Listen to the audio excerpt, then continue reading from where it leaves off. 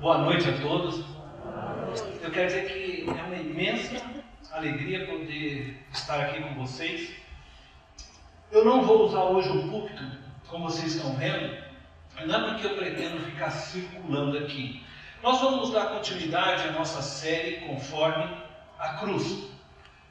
E o tema dessa mensagem é quem eu sou. E o propósito de não ter o púlpito, eu coloquei, fiz questão de deixar essa cadeira, esse banquinho aqui, é porque eu não quero nessa noite que tenha entre eu e você, entre a minha pessoa, um púlpito.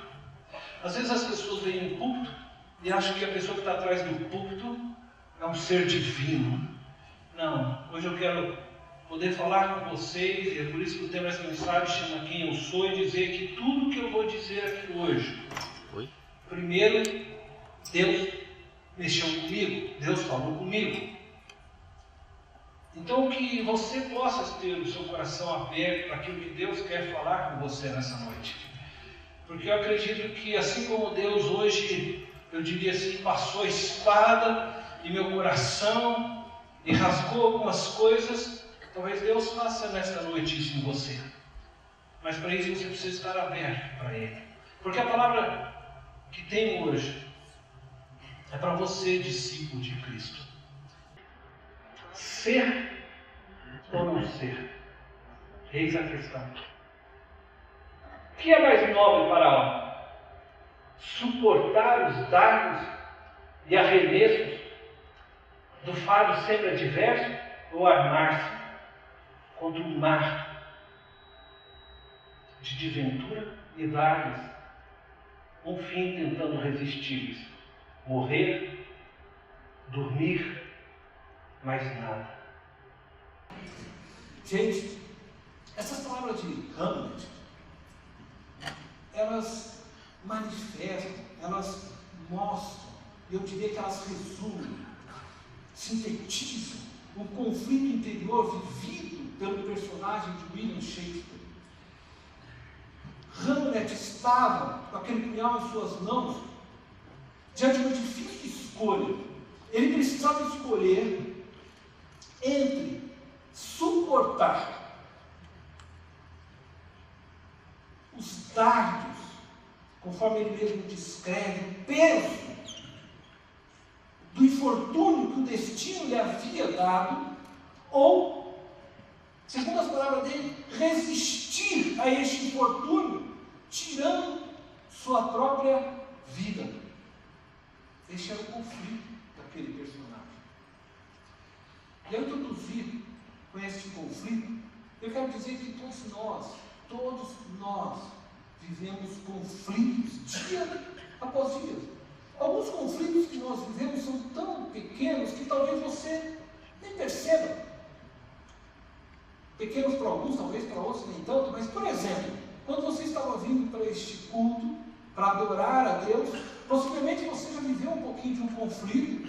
Quem sabe ao abrir teu guarda-roupa, você ficou lá, ponho essa roupa, não, ponho aquela roupa, não, escolho essa aqui já está meio apertada, não cabe mais, né? Então, você começa a viver já um conflito.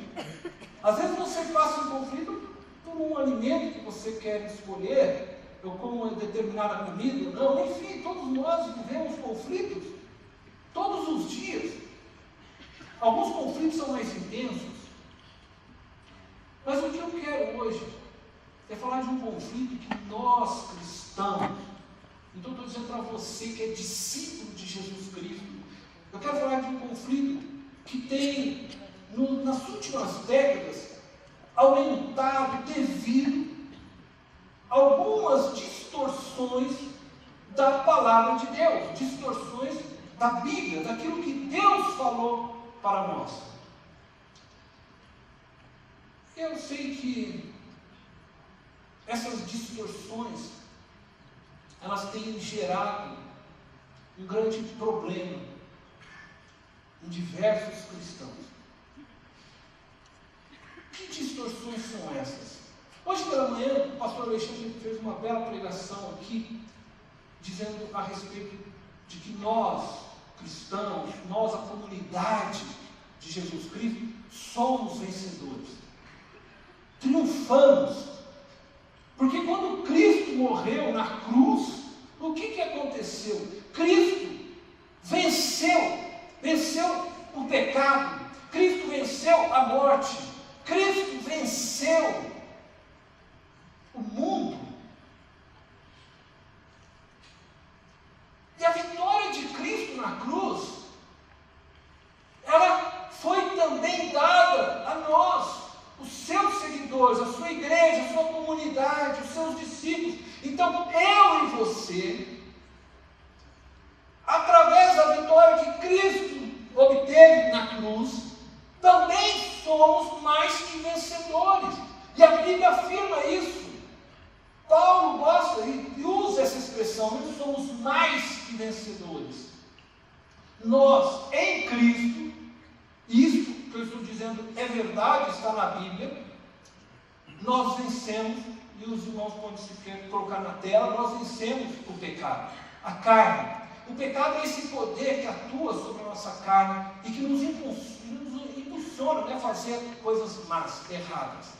Mas nós vencemos em Cristo. Eu não vou ler esses textos hoje para vocês, mas está aí para que você possa anotar e verificar que aquilo que eu estou dizendo é verdade. Nós vencemos em Cristo sobre o mundo, nós vencemos sobre o diabo, nós vencemos sobre a morte. E o grande conflito que nós vivemos é que a Bíblia diz que somos mais que vencedores, a Bíblia diz que obtivemos essas vitórias em Cristo. Entretanto, no dia a dia nós ainda falhamos. Embora, eu vou dizer aqui agora de mim, não de você, se você também tem o mesmo problema que eu, mas embora eu leia na Bíblia, e a Bíblia diz para mim: Cornélio, você é santo, Cornélio, você é justo, porque o sangue de Cristo que foi derramado na cruz me santificou, me justificou.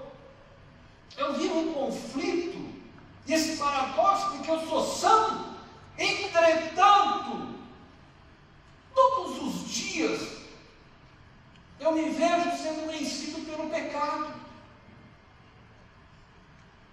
Todos os dias, embora a Bíblia afirme que eu venci o mundo, eu me vejo muitas vezes sendo arrastado pelo mundo, pelo sistema que governa este mundo.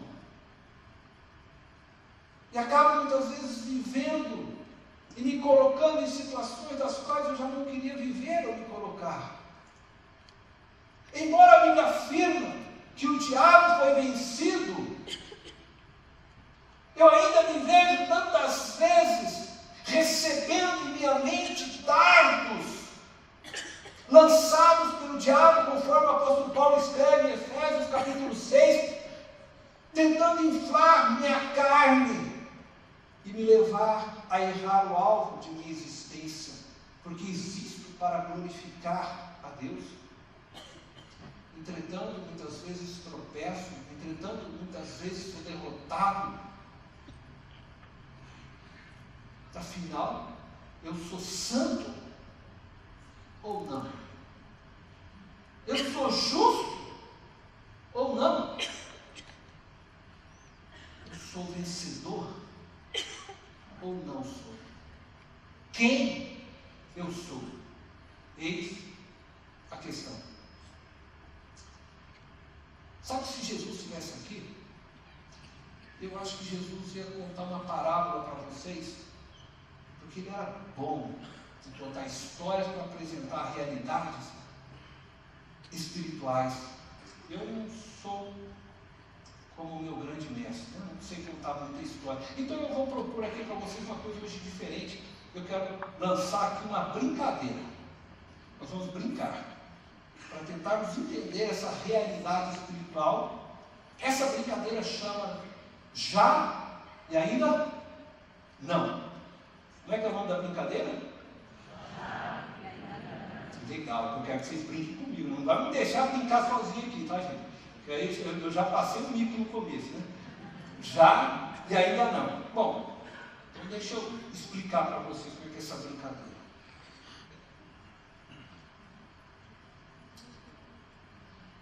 essa moldura, ela não é uma moldura qualquer. Essa moldura é uma moldura mágica. Ela foi feita pelo mago Wagner. Esse Wagner, o carpinteiro, ela foi feita por nosso irmão mago Wagner. Na verdade, essa moldura é uma janela mágica. Quando olho por essa janela, eu ia falar, nossa, mas vocês não vão olhar não, só eu, tá? Então, quando olho por essa janela, eu vejo a dimensão eterna. Eu vejo o que acontece do outro lado, a dimensão espiritual. Quando olho pela janela, eu já vejo aquilo que somos em Cristo. As vitórias de Cristo. Quando, claro, eu tiro o meu olhar da janela que me faz ver a eternidade, eu ainda me vejo aquilo que sou. Ainda não sou o que vejo na eternidade por inteiro. Não sou. Então, quando eu colocar a cabeça aqui, eu já. O que vai acontecer quando eu colocar aqui? Já. Quando eu tirar ainda? Não. Que legal, você dá para ir rapidinho, né? Por isso que eu gosto dessa igreja. Ó, presta atenção. Eu vou olhar por essa janela. Olhar na janela da eternidade até um certo medo, viu? A gente não sabe exatamente o que vai ver daquele lado. Mas vamos lá. Vamos fazer essa experiência. O Wagner fez essa janela mágica para nós, né? Vamos ver o que eu vou ver do outro lado. Ai, Jesus, estou até com medo. Você já pensou se eu não me ver do outro lado? Vamos lá. Uau! Eu estou vendo aqui coisas sensacionais. Eu estou vendo que o apóstolo João escreveu no livro de Apocalipse. Uma multidão de vestes brancas, de todas as tribos, de todas as raças, línguas, nações. Peraí, eu acho que eu estou vendo alguém conhecido aqui, deixa eu focar melhor esse pastor. Opa, eu estou vendo o pastor Daniel Reis. O pastor Daniel Reis está sentado diante de uma mesa, está cheio de sorvete, de morango, chocolate, tudo que é sabor, ele está se lambuzando inteiro de sorvete. O pastor está curado da diabetes, já está curado, certamente o Senhor tomou sobre si todas as suas enfermidades e levou na cruz, glória a Deus. Espera aí um pouquinho que eu estou vendo outra pessoa conhecida. Eu estou me vendo. Vocês acharam que eu ia estar no céu, né? Eu estou lá, estou me vendo. Eu estou com uma pedra branca. Tem, acho que um nome escrito nessa pedra, é um nome novo. Peraí. Não vou olhar. Eu não vou olhar porque vou saber o nome que Deus tem para mim, ainda não é a hora, né? Enquanto eu vou ficar com Cornélio mesmo, deixa eu Cornélio. Gente, é tremendo. Mas o pastor Daniel não está aqui, né? Ele está em Brasília, por isso que eu estou brincando com ele. Não vamos contar para ele, gente. Não se parece o negócio. Mas o pastor Daniel Reis, ele ainda não pode se abusar de sorvete, porque ele tem uma enfermidade, ele tem diabetes, ele trabalha para controlar essa diabetes, ele luta para controlar essa diabetes, mas já em Cristo ele está curado, entende? Já em Cristo nós somos mais que vencedores. Já em Cristo ele estava lá com vestes brancas, santo, justo. Mas ainda não, porque ainda ele está como eu, ainda preso a um corpo corrupto, passivo, ainda do pecado, das consequências do pecado, ainda continua preso neste mundo, que segundo a Bíblia jaz no maligno. apóstolo Paulo diz, mundo tenebroso. E esse é o grande conflito. Porque nós vivemos entre o já e o ainda não. E a falta de compreensão de alguns pastores e líderes de igreja dessa realidade do já e ainda não tem causado um grande problema para muitas pessoas. Porque essas pessoas passam a pensar de si além do que convém.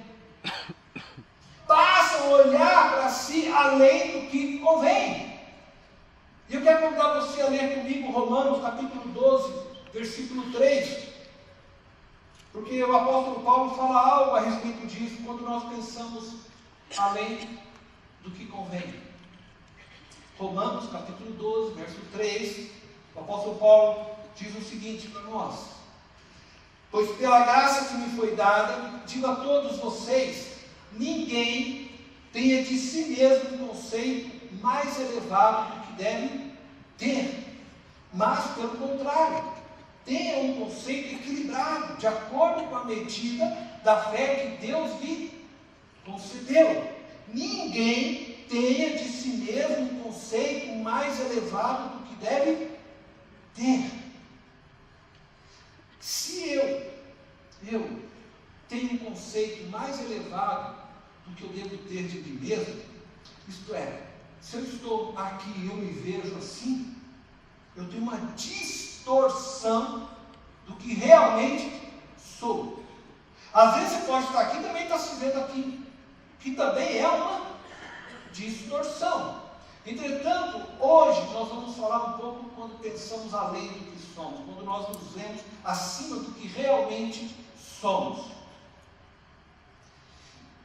Quando eu penso além do que sou, o primeiro sintoma é que eu passo a acreditar que sou melhor do que sou.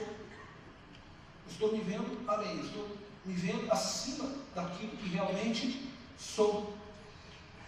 Recentemente eu ouvi uma mensagem do pastor Ed René, e o pastor Ed René falava um pouquinho sobre o ambiente religioso.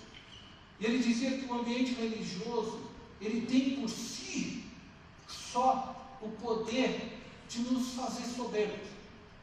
Eu fiquei pensando nessa palavra e cheguei à conclusão de que ele tem razão nisso.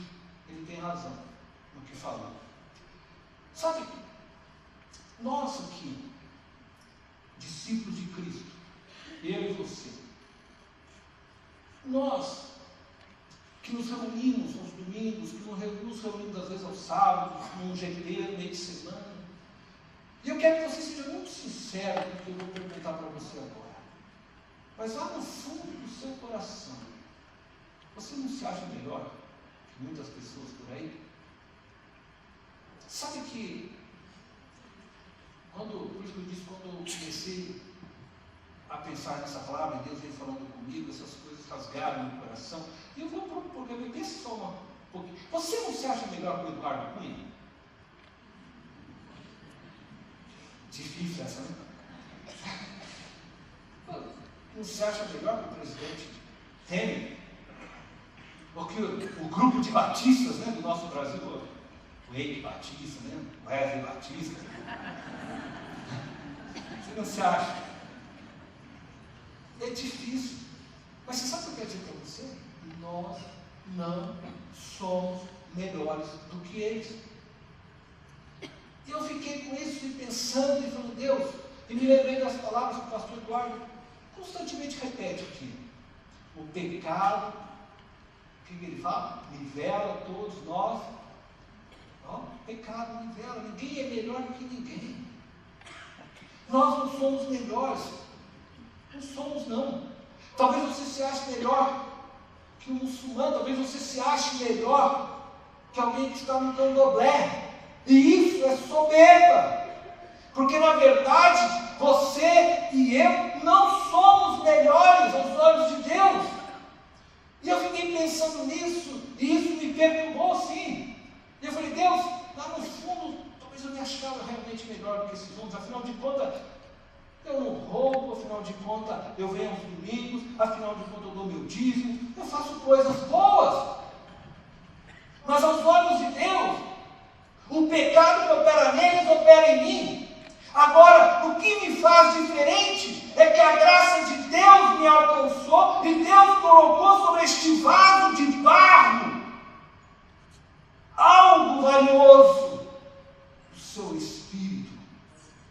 Portanto, não sou eu que sou melhor, mas o Espírito de Deus que habita em mim, que opera em mim, que me leva a fazer coisas melhores. E nós precisamos reconhecer essa verdade. Nós não podemos ficar pensando que somos melhores. E é tentador isso. É tentador nos acharmos que somos melhores. Principalmente, eu diria, para nós pastores, que trabalhamos com a palavra de Deus, trabalhamos com as coisas sagradas, e aí muitas vezes nos colocamos atrás de um púlpito. Muitos se veem quase divinos por causa disso. Não toquem na minha unção, hein? Você vai ficar com câncer se falar de mim. Pessoas que se colocam acima de todos. Não somos melhores. E é por isso que eu disse que hoje eu não quis o púlpito, porque eu quero olhar para vocês, porque eu sou igual a vocês, e todos nós somos pecadores e somos iguais, Eduardo Cunha, para a tua infelicidade. Somos iguais àqueles homens que estão trancafiados no presídio aqui próximo. Somos nós. É a graça de Deus que opera em nós. E sabe que essa teologia triunfalista, onde as pessoas estão sempre com a cabeça na janelinha mágica e se vendo lá no céu, ela nos induz a isso. Se você já tem um ambiente religioso que faz com que nós nos tornemos soberbos, imagina agora somado a uma teologia que se diz: somos rei dos reis. Eu sou príncipe porque Jesus é rei. Eu não sou cauda, sou cabeça. E leva o homem a fazer as coisas mais estúpidas em nome de Deus. Quando eu ainda morava em Londrina, eu não vou dar o nome aqui do pastor, tá? Porque eu não quero expor ninguém. Mas quando eu ainda morava em Londrina, muito tempo atrás, tinha um pastor em uma igreja que dizia que eles estavam aqui para tomar o reino, porque em nome de Deus eles iam implantar o reino de Deus. E aí quando eles passavam diante de um terreno que eles achavam bacana, eles iam lá e urinavam, literalmente eles urinavam no terreno, dizendo que eles estavam tomando posse porque eles eram o leão de Judá. Eles representavam o leão de Judá, e isso parece brincadeira, mas não é. Sabe, essa teologia triunfalista, ela vai distorcendo verdades de Deus, porque não consegue separar o já e ainda não. E a Bíblia muitas vezes nos coloca dentro da janela. Quando você entra na igreja de Corinto, você começa a ler a carta da igreja, Paulo diz aos santos da igreja, e ele está o quê? Com a cabeça na janela. A Bíblia muitas vezes nos transporta para isso, e ele diz aos santos, porque ele está olhando aquilo que eles são em Cristo Jesus. Mas quando ele tira a cabeça da janela, você começa a ler o livro de Corinto, você vai ver. Aí ele diz: olha, vocês estão errados aí, tem irmão aí dentro que está tendo relação com a sua própria mãe. Aí ele diz: tem pessoas aí dentro desta igreja que está causando divisões. Alguns dizem seja Apolo, outros de Pedro, outros de Paulo. Enfim, é uma igreja toda problemática. E ele fala: nisso não posso louvar vocês, porque quando se reúnem para celebrar a ceia, vocês brigam. A discórdia. Então quando ele expressa, ele está olhando para a eternidade e ele fala: apesar do que eles são santos, porque Cristo lavou e pagou o preço do pecado. Apesar do que eu sou e você, nós somos santos sim, já estamos em Cristo Jesus, E os nossos nomes já estão rolados no livro da vida. Mas ainda não vivemos tudo aquilo que é promessa para o amanhã. É promessa para a eternidade. E sabe o que acontece quando nós nos achamos melhores do que somos? Nós nos afastamos de Deus e nos afastamos das pessoas que nos cercam. Esse é o grande problema.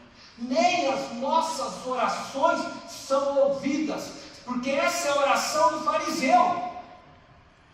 Jesus conta uma história para nós, eu quero que você possa acompanhar nessa leitura em Lucas capítulo 18, versos 10 a 14. Jesus conta essa história e diz que 2 homens subiram ao templo para orar. Um era fariseu e o outro publicano. O fariseu é o religioso. O fariseu é aquele homem que estuda a Bíblia, é o homem que se concentra e deseja fazer a vontade de Deus. O publicano, ele era um judeu que trabalhava para o Império Romano. Ele era alguém que trabalhava no governo, para o governo, cobrador de impostos, trabalhava para o governo. E ele não era bem visto pelo seu povo, porque ele trabalhava para o Império Romano que dominava o seu povo. Mas aí veja o que Jesus diz. O fariseu em pé orava no íntimo. Preste atenção, ele não falava em voz alta, o que está aqui. Ele orava no íntimo. Porque as palavras dele talvez fossem: Senhor, eu te louvo, eu te adoro, eu te bendigo, excelso Criador. E parecia bonito. Entretanto, dentro ele dizia: Deus, eu te agradeço porque não sou como os outros homens, ladrões, corruptos, adúlteros, nem mesmo como este publicano. Jejuo 2 vezes por semana, dou motivo de tudo quanto ganho. Um religioso, alguém que fazia tudo e achava então que merecia o amor de Deus, porque ele cumpria as coisas de Deus. Aí vem o publicano, esse homem que trabalhava no Senado, esse homem que trabalhava na prefeitura, que era um cobrador de impostos, um fiscal do governo, um Eduardo Cunha, um Antônio Garotinho. Esse homem chega e diz o texto que ele nem ousava olhar para o céu, ele não levantava a cabeça de vergonha, mas diz que batendo no peito dizia: Deus, tem misericórdia de mim que sou pecador.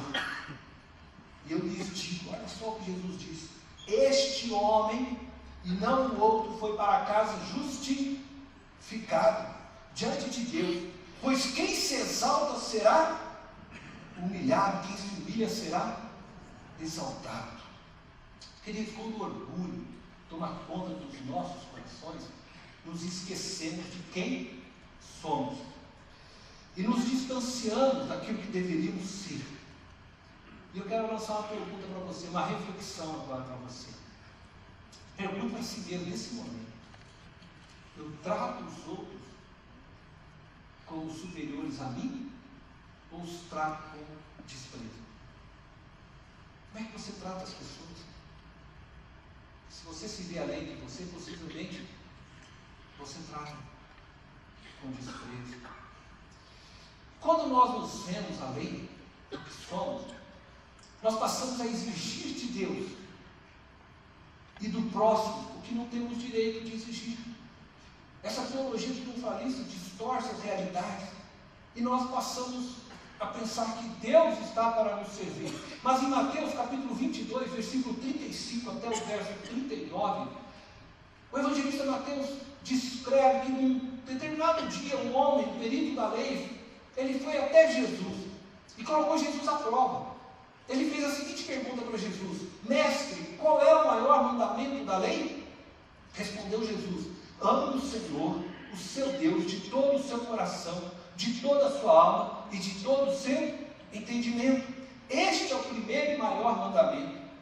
E o segundo é semelhante a ele: ame o seu próximo como a si mesmo.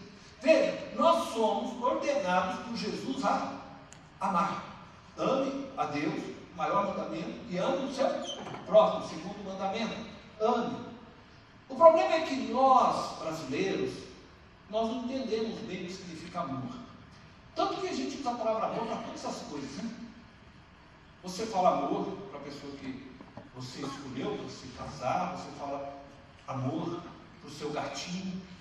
Eu amo meu gato, eu amo meu cachorro, não é assim que a gente fala? Eu amo essa comida, tudo a gente ama. E a gente pensa que o amor como algo sentimental. E o amor na Bíblia não é isso, o amor na Bíblia é algo prático. Amor na Bíblia está ligado com a ação. Quando a Bíblia diz, ame o Senhor teu Deus e ame o seu próximo, a Bíblia está querendo dizer para nós que nós precisamos agir em prol de Deus e agir em prol do nosso próximo. Eu preciso servir a Deus e servir ao meu próximo. Essa é a grande verdade. Nós estamos aqui para servir. Eu acho que acredito que o fato de não entendermos bem que amor nos afasta dessa realidade. Mas que você saiba que todas as vezes que você lê sobre amor na Bíblia, o amor na Bíblia é prático. Não é esse amor platônico, não é essa coisa de sentimento, é ação concreta.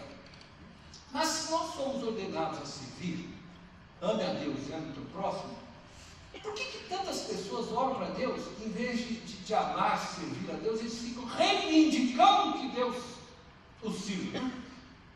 Então ficam pedindo para Deus, exigindo até de Deus, coisas e mais coisas. Alguns exigem, alguns reivindicam até, porque pensam de si mesmo, além do que convém. Quando eu me vejo assim, eu acabo errando. Se eu estou com meu rosto na janela, vivendo neste mundo, aí eu estou andando no mundo, mas eu acho que eu sou santo. Eu estou andando no mundo, mas eu penso que eu já estou vivendo o Salmo 23. Aí eu me vejo sentado diante de uma mesa, e aí eu me vejo Jesus vindo ungindo minha cabeça com óleo diante dos meus inimigos, e eu ando assim, sempre com o olhar no céu. Então eu vou cantar. Eu não sei se o céu desceu, mas eu estou vendo tantos anjos aqui. Por quê? Porque eu estou com a cabeça na janela, e eu preciso tirar a cabeça da janela, porque de fato o reino de Deus ainda não se completou aqui. Por isso ainda oramos, venha o teu reino, seja feito o quê? A tua vontade. Mas a pessoa que está com a cabeça na eternidade e os pés aqui, ela não consegue perceber isso, e ela fica exigindo que Deus coloque o banquete. Olha, estou vendo aqui a mesa manjar, Deus tem que colocar sobre mim. Eu quero isso, eu quero aquilo. Na verdade, querido, nós ainda estamos aqui para servir. Há uma missão para ser feita.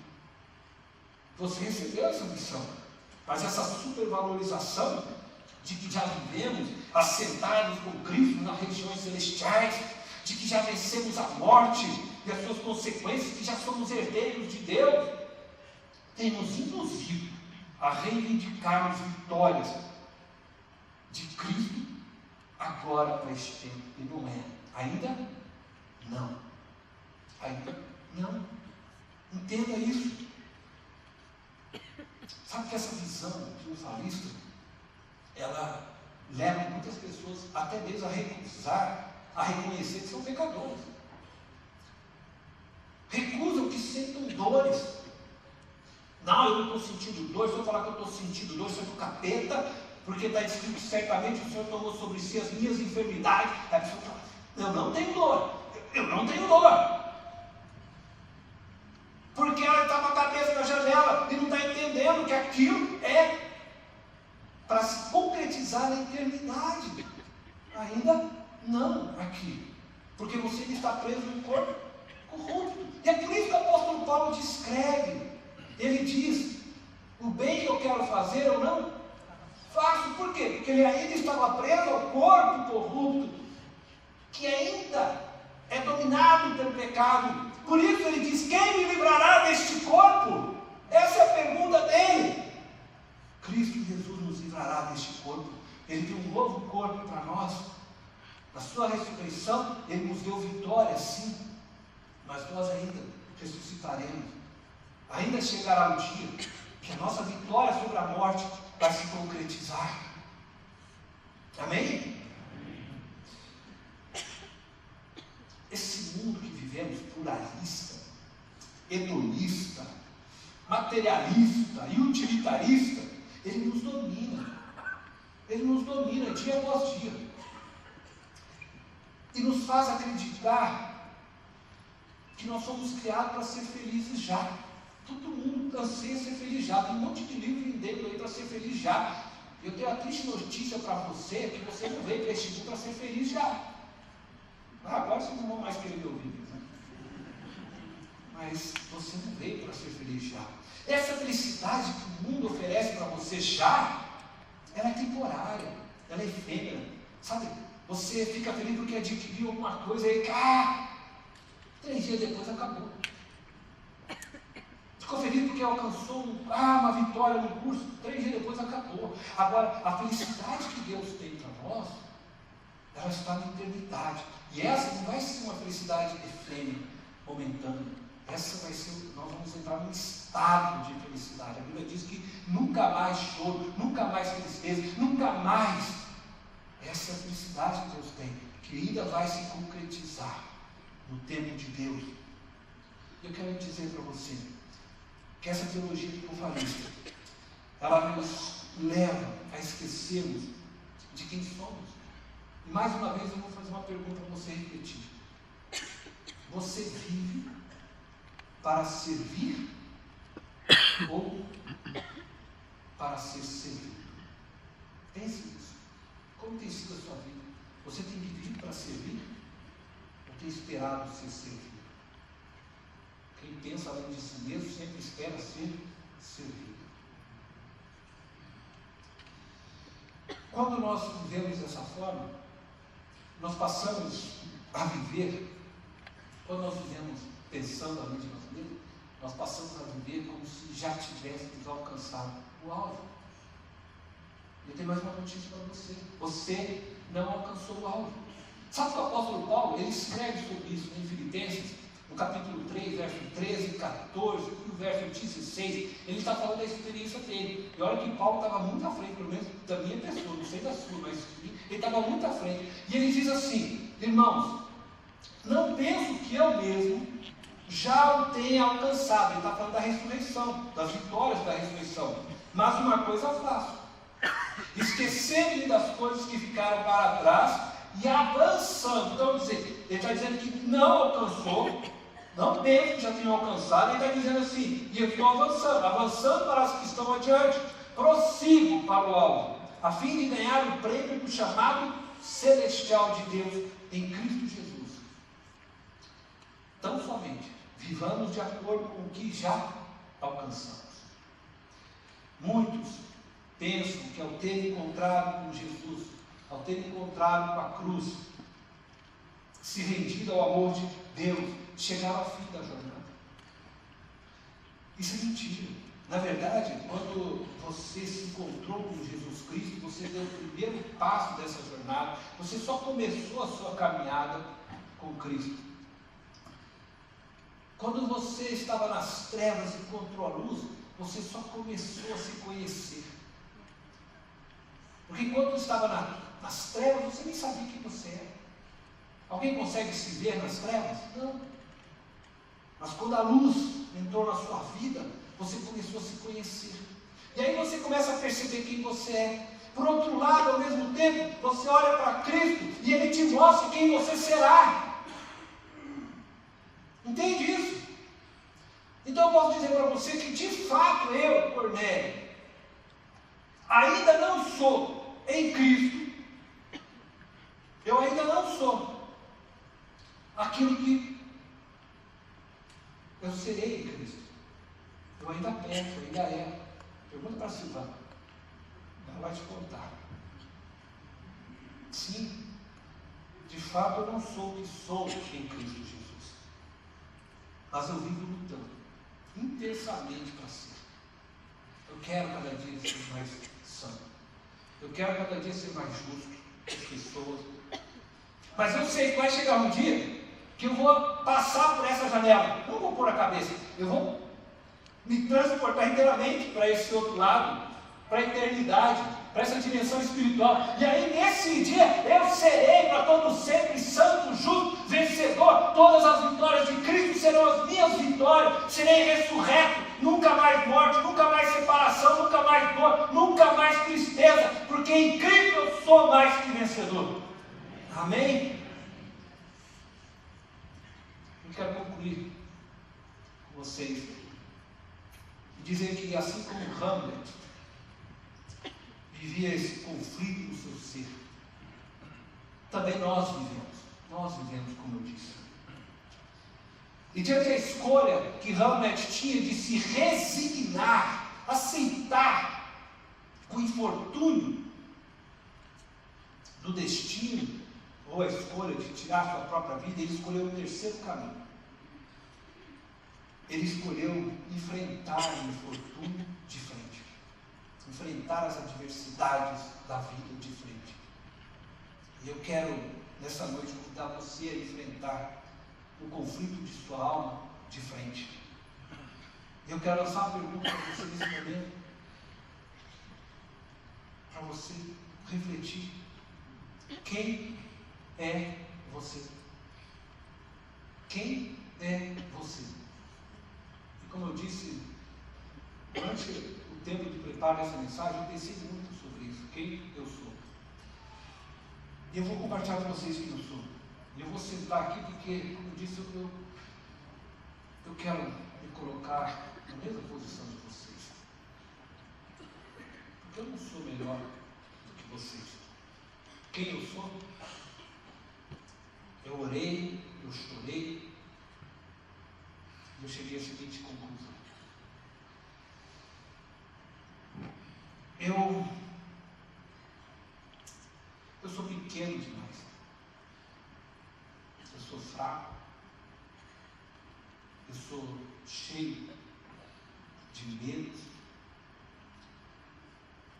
Eu trago muitas feridas na minha alma por aquilo que o destino me fez. Eu percebi que nesse tempo de reflexão eu muitas vezes me escondo atrás dos papéis que a vida me proporcionou. Eu percebi que, assim como Paulo, o bem que eu quero fazer, muitas vezes não consigo fazer. Que as pessoas que eu tanto quero amar, eu acabo muitas vezes ferindo. Inconsciente, levado pela carne. E percebi, acima de tudo, que mesmo com todas as minhas fraquezas, com todos os traumas da vida, com todas as feridas, eu me amo demais. Me amo. É verdade, me amo demais. Eu me amo tanto que eu não tinha dado conta que muitas vezes eu amo o outro me amando. Isto é, eu dou o amor na expectativa de que ele me devolva. E quando a pessoa não me devolve esse amor, eu me sinto ferido, traído por ele, ou por ela. Porque lá no fundo, eu não amei a outra, eu me amei. E assim muitos casamentos vivem assim.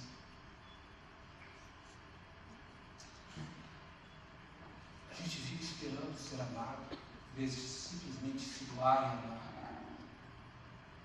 Eu percebi que eu inutilmente corro atrás da felicidade. E que a cada corrida que eu dou, a felicidade se distancia mais um passo. E eu fico tentando achá-la em algum lugar. Em mais um ministério, mais um carro, um smartphone, talvez mais um abraço de alguém, buscando a felicidade. Mas ela sempre fica um passo. A conclusão que eu cheguei de tudo isso é que eu não sou nada. Nada. Meu destino é nada. Quando eu entrei dentro de mim para fazer essa reflexão, cheguei a isso. Nada. Mas foi quando eu olhei para a cruz. E na cruz eu encontrei aquele que diz: eu sou o que sou. Que palavra maravilhosa. Eu sou o que sou. Talvez nunca tinha pensado nessas palavras de uma maneira tão intensa. Mas quando Jesus diz eu sou o que sou, ele não estava dando um nome. Esse é meu nome, eu sou o que sou. Você já pensou nisso? Não. Ele estava afirmando o que ele era. Ele estava dizendo, não existe outro Deus além de mim. Por isso eu não preciso de nome. Não existe vida além de mim. Por isso eu não preciso de nome. Eu sou. Eu sou o que sou. Só eu sou. E aí eu falei, Deus, eu não sou nada. Mas o Senhor é. E é o único que é.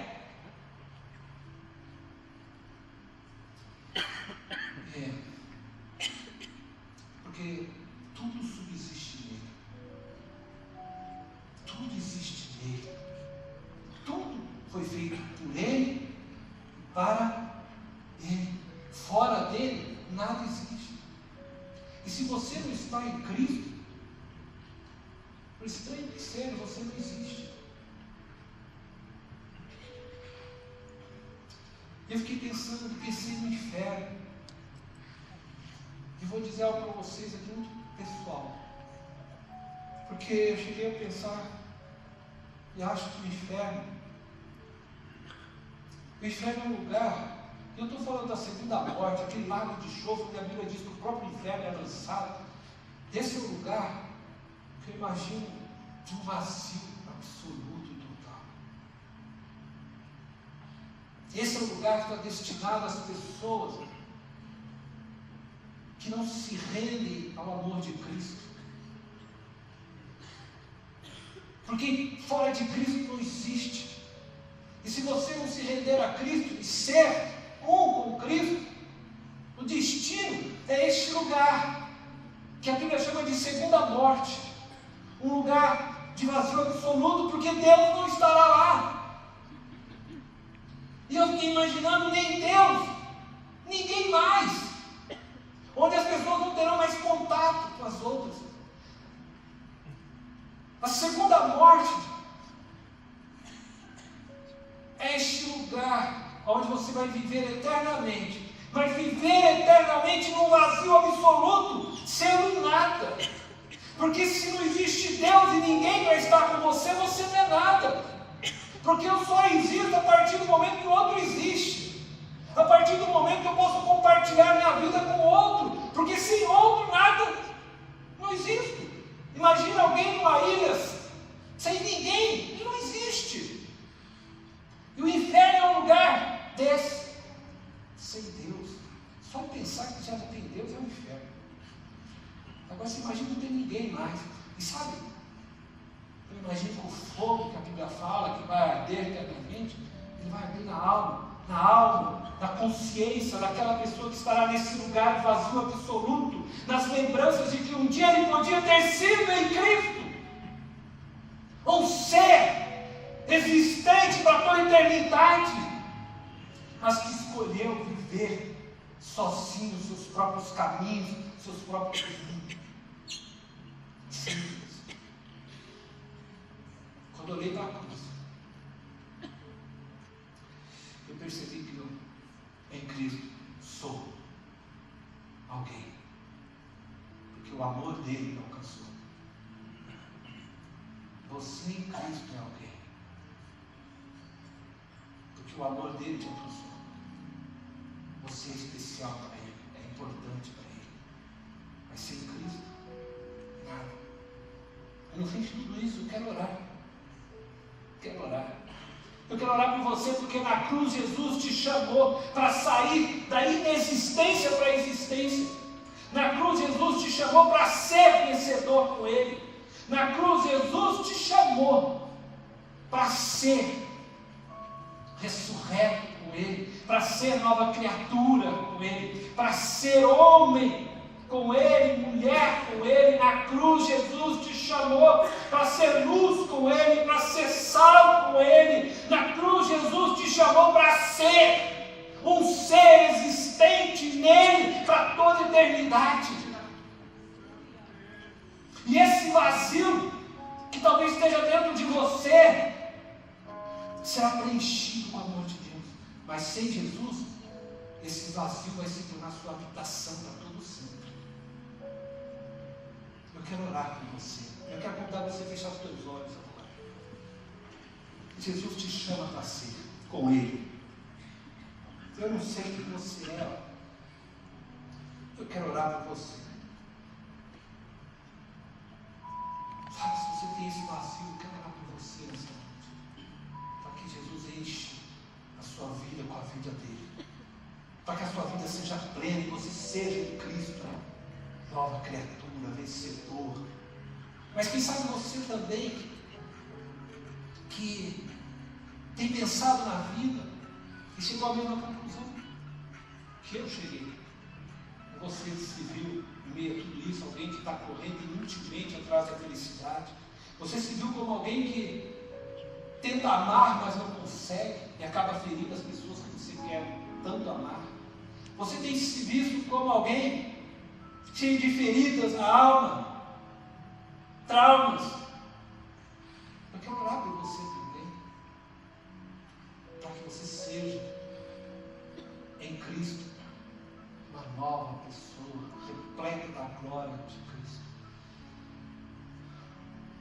Feche os seus olhos e apenas vou pedir que você levante a sua mão nessa noite, que Deus possa passar neste lugar e que a glória de Deus possa inundar você que está com a mão levantada, você que está dizendo: Deus, eu quero ser contigo, ser um com o Senhor nesta noite. Me faz novo, me faz vitorioso. Se você desejar, você que está com a mão levantada, quiser, você pode vir aqui na frente, vou estar orando. Se você sentir paz, ficar aí, pode ficar. Se quiser vir aqui diante do altar de Deus, num ato de fé, pode vir. Senhor Deus, eu clamo ao Senhor nessa noite. Eu clamo por essas pessoas que estão com as suas mãos levantadas, Senhor.